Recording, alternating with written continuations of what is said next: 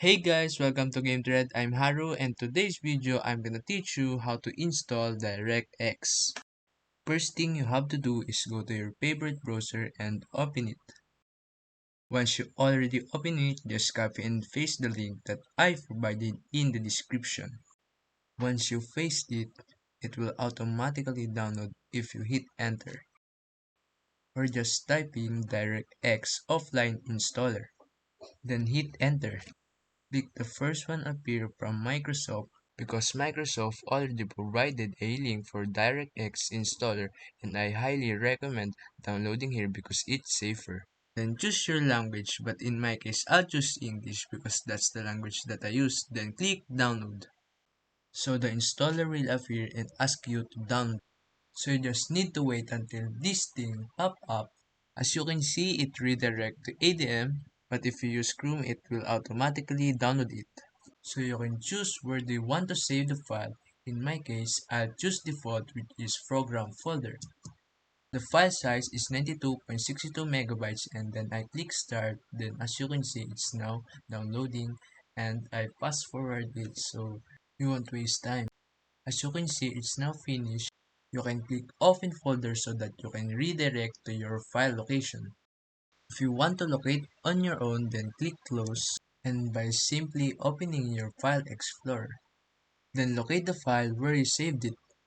But in my case, my file will be located in downloads. If you download using Chrome, then the file will be saved here.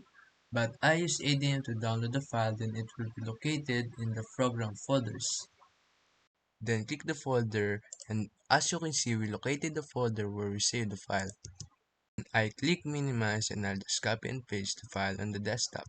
So once you already paste it, then you have to make a new folder and name it DirectX.